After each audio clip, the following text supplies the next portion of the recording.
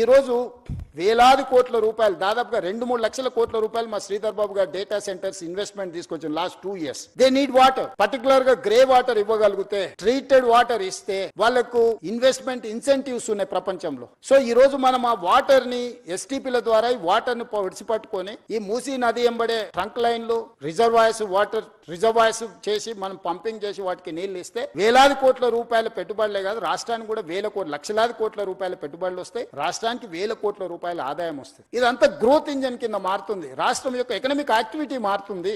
Outer ring road వేసినప్పుడు కూడా కొందరు భూములు పోయినాయి, పోలేదా? శంషాబాద్ ఎయిర్పోర్ట్ కట్టినప్పుడు కూడా కొంతమంది భూములు కోల్పోయినాయి. ప్రకాష్ గౌడ్ ఎమ్మెల్యే గారు ఉన్నారు, ఆ ప్రాంతానికి 4 సార్లు ఎమ్మెల్యే. ఈ భూములని పోయినప్పుడు వాళ్ళని ప్రభుత్వం ఒక మానవీయ కోణంలో ఆదుకునే ప్రయత్నం చేసింది, నష్ట పరిహారాన్ని ఇచ్చిన. ఈ రోజు ఇంకా నేను అత్యధికంగా ఇస్తా అంటున్నా, ఆ రోజు చాలా కన్జర్వేటివ్ గా ఆ రోజు ఉన్న ఫైనాన్షియల్ కన్స్ట్రెయిన్స్ లా ఎక్కువ ఇయ్యలేకపోయినారు. ఈ రోజు సంపూర్ణంగా మనం అందిద్దాం అనుకుంటున్నాము. ఏం ఖర్చు పెడతామో చెప్పండి, హౌస్ లో ఓపెన్ డిబేట్ చేద్దాము. పర్ పర్సన్ ఏమిద్దామో మీరు చెప్పండి. హార్డ్లీ 10,000 ఫ్యామిలీస్ ఉన్నాయి ఇప్పుడు ఈ మూసీ నది పరివాహక. మేము ఆల్రెడీ ఎన్యూమరేట్ చేసినాం. 4 నెలలు ఇంటింటికి వెళ్ళి ప్రతి దగ్గర ఇంటి వివరాలు అన్ని రాసుకొచ్చి డేటా కలెక్షన్ చేసిన 4 నుంచి 5 నెలలు కొన్ని వందల మంది అధికారులను మూసీ నది పరివాహక ప్రాంతంలో ఉన్న పేదల యొక్క వివరాలు అన్ని సేకరించిన. చాలా మంది ఏమనుకుంటారు, ఏం లేదు జస్ట్ తెచ్చి కూలగొట్టాలనుకుంటున్నాను. తప్పు. ప్రతి పేదవాడి వివరాలు నా దగ్గర ఉన్నాయి. మూసీ నది పరివాహక ప్రాంతంలో నిరాశ్రయులయ్యే వాళ్ళు ఎవరున్నారు, వాళ్ళ కోసం డబుల్ బెడ్రూమ్ ఇల్లు ఏవైతున్నాయో 10,500 ఇల్లు కేటాయించిన. అయితే వాళ్ళకు కన్సర్న్ ఎక్స్ప్రెస్ చేశారు. మాకు ఇక్కడ ఉపాధి ఉన్నది, మేము చిన్న చిన్న పనులు చేసుకుంటాం,